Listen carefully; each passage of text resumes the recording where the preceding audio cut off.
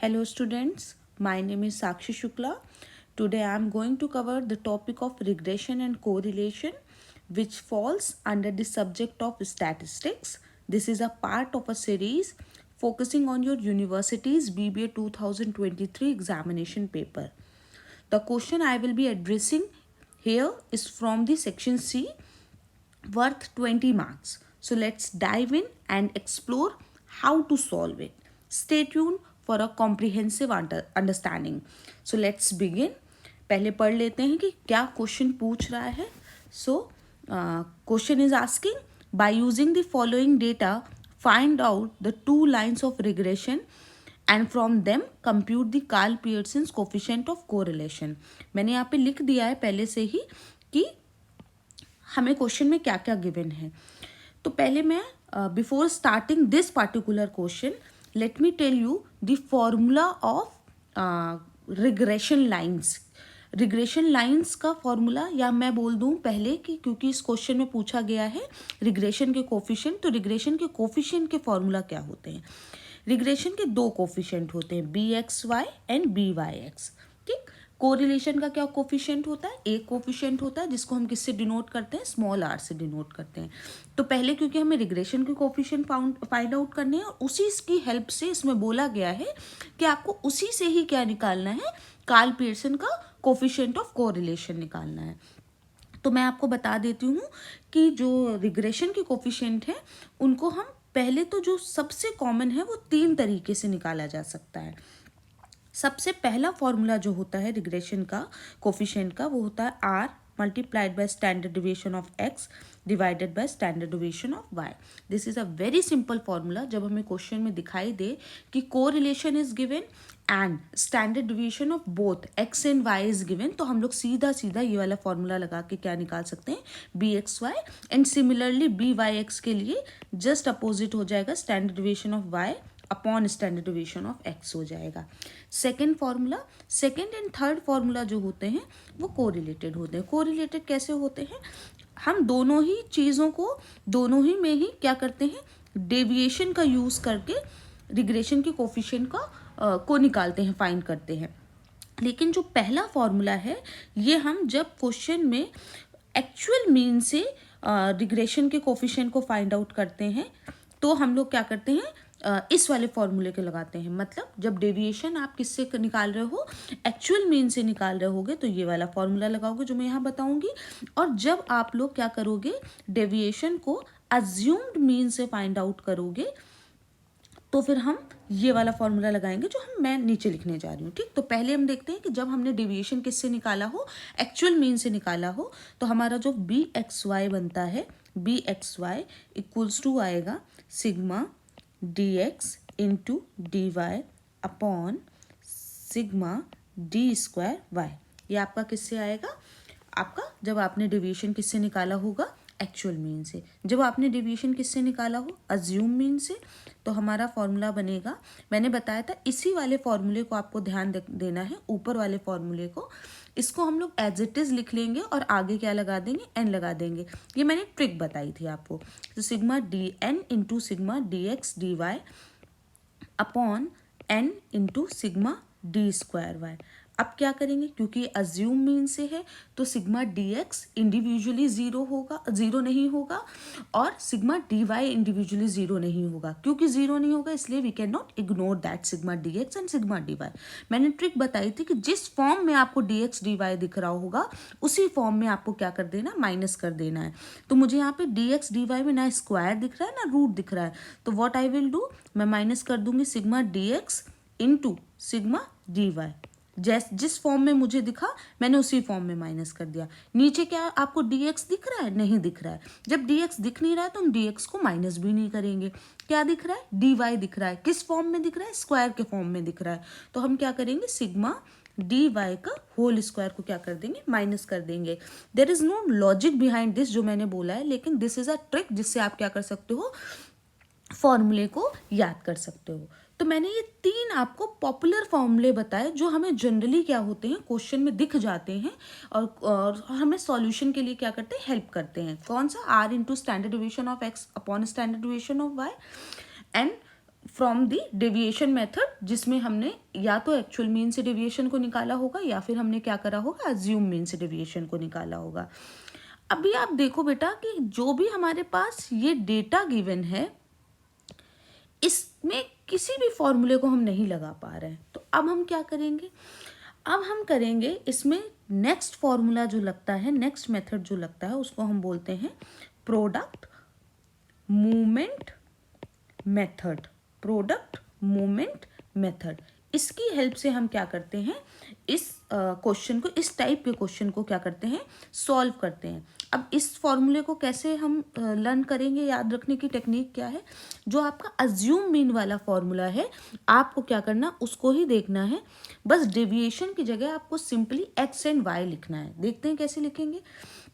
N लिखा है, N को एज इट इज लिख लो। Sigma D X into D Y लिखा है, तो हम सिग्मा लगाएंगे, डी एक्स की जगह एक्स लिखेंगे, डी वाई की जगह वाई लिखेंगे। माइनस लिखा है सिग्मा डी एक्स, तो हम लिखेंगे sigma X, multiplied by sigma D Y, तो हम लिखेंगे यहाँ पे sigma Y, divided by N, ऊपर लिखा है सिग्मा डी स्क्वायर वाई, तो हम लिखेंगे इसको सिग्मा वाई का स्क्वायर, माइनस, इसमें माइनस है सिग्मा डी वाई का होल स्क्वायर, तो हम माइनस करेंगे सिग्मा वाई का होल स्क्वायर। ये वाला फॉर्मूला हम लगाएंगे। आप ऊपर देखोगे तो ऊपर हर एक चीज़ हमें मिल रही है इसके लिए, जो इस फॉर्मूले में लग के हमें बी एक्स वाई निकाल देगी, और सिमिलरली सेम उससे हम लोग क्या निकाल लेंगे, बी वाई एक्स निकाल लेंगे। तो अब क्योंकि मैंने आपको बेसिक्स बता दिए हैं कि कितनी तरीके से हम लोग ये वाले क्वेश्चंस को सॉल्व करते हैं, तो अब मैं क्या करने जा रही हूँ, क्वेश्चन सॉल्व करने जा रही हूँ। मैंने सब कुछ हटा दिया, अब हम लोग क्या करते हैं, इसको क्वेश्चन सॉल्व करते हैं। मैं फिर से फॉर्मूला लिख देती हूँ और इसको सॉल्व करते हैं। Let's start. तो मैंने फॉर्मूला क्या बताया आपको मैंने फॉर्मूला बताया बी एक्स वाई का, B x Y equals to N into sigma x Y minus sigma x into sigma Y upon under sigma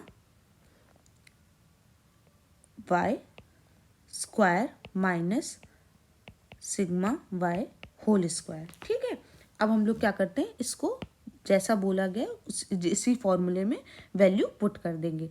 N की वैल्यू क्या गिवन है, 10, so 10 multiplied by sigma x Y की value क्या है, it is 7900 minus sigma X 250 multiplied by sigma Y 300 divided by sigma Y square, it is 10,000, यहाँ N भी होगा 10 into 10,000 minus sigma Y का whole square, so sigma Y is 300 whole square. सारी values हमें मिल गई हैं। अब हम क्या करेंगे, इसको सॉल्व करेंगे। सो 79,000 माइनस 75,000 डिवाइडेड 1 लाख माइनस 90,000, यहाँ पे आ जाएगा सॉल्व करने के बाद 4,000 डिवाइडेड बाय 10,000, और जब हम इसको सॉल्व करेंगे तो हमारा आंसर आ जाएगा 0.4। सो दिस वुड बी क्या, हमारा बी एक्स वाई। सेम हम क्या करेंगे, जैसे ऊपर फॉर्मूला लगाया, हम लोग बी वाई एक्स का फॉर्मूला बनाएंगे, n into sigma x Y minus sigma x into sigma Y divided by n into sigma, अब यहाँ पे हो जाएगा x square minus sigma x whole square. Okay, तो अब हम लोग इसको सॉल्व करते हैं, वैल्यूज पुट करते हैं। 10 into 7900 minus 250 multiplied bye 300 divided bye 10 into sigma x square क्या है 6500 माइनस सिग्मा एक्स इज 250 का होल स्क्वायर। सॉल्व करते हैं, ऊपर तो वही आएगा जो पहले आया था, 79,000 माइनस 75,000 डिवाइडेड बाय 65,000 माइनस 62500। जब हम इसको सॉल्व करेंगे तो हमारा आएगा 4,000 डिवाइडेड बाय 2500, और जब हम आंसर इसको भी सॉल्व करेंगे तो हमारा आंसर आएगा 1.6। हमारे दो चीज़ें निकल चुकी हैं, बी एक्स वाई निकल चुका है और बी वाई एक्स निकल चुका है। हमसे क्योंकि बोला गया था कि आप लोगों को क्या निकालना है, दोनों इक्वेशन निकालनी है। इक्वेशन क्या होती है, x on y and y on x. बहुत ईजी है अब तो। अब इक्वेशन हमारी कैसे बनती है, इक्वेशन का हमारा फॉर्मूला होता है एक्स ऑन वाई का क्या फॉर्मूला होता है, x minus mean equals to b x y y minus mean. हमने बी एक्स वाई तो निकाल लिया है, लेकिन हमारा बचा क्या क्या है, मीन ऑफ एक्स बचा और मीन ऑफ वाई बचा है। वो तो हमारा इजीली निकल जाएगा। कैसे निकल जाएगा, mean of x equals to क्या होता है, सिग्मा एक्स अपॉन एन। क्या हमें दोनों की वैल्यू पता है। मीन ऑफ वाई क्या होता है, सिग्मा वाई अपॉन एन। देख लेते हैं हमें क्या वैल्यू पता है। हाँ, क्वेश्चन में value is given. Sigma x की वैल्यू है 250 और एन दिया है 10 यानी 25 आ जाएगा।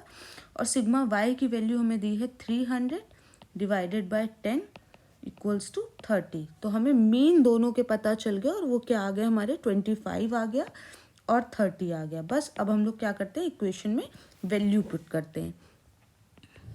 सो X minus 25, B x Y हमारा क्या आया था 0.4, वाई माइनस क्या आया हमारा 30। अभी हम लोग ने निकाला वही वैल्यूज़ मैंने क्या करी है, पुट करी हैं। सॉल्व करते हैं इसको तो आ जाएगा x minus 25 equals to 0.4 y minus 0.4 multiplied by 30 equals to 12।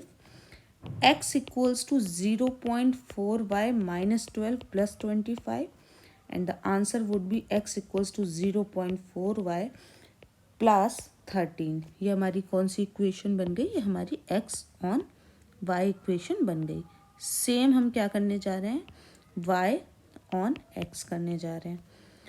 Formula would be y minus mean equals to b Y x minus mean. Values put करेंगे हम लोग। So y minus 30 equals to हमारा बी वाई एक्स आया था 1.6 x minus 25। Solve करेंगे, y minus 30 equals to 1.6 x minus 40, y equals to 1.6 x minus 40 plus 30। So answer would be y equals to 1.6 x plus 10।